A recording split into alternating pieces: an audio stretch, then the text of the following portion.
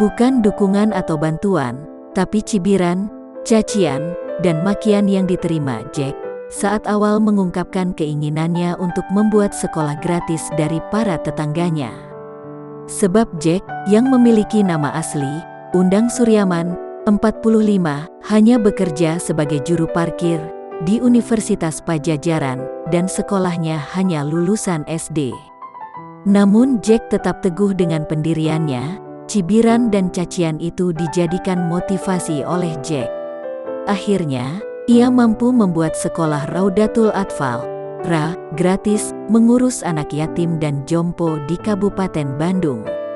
Tidak hanya itu, Jack juga mendirikan pesantren, taman baca, membangun jalan, dan membuat penerangan jalan di Garut. Cibiran dan cacian itu kini berbuah manis. Ia berhasil menerima penghargaan di berbagai instansi, menjadi bintang tamu di acara televisi nasional, hingga banyak orang yang meminta bantuannya.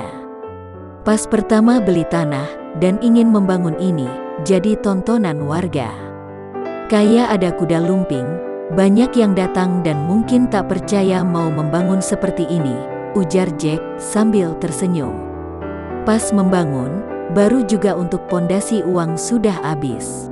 Saya juga bingung harus bagaimana.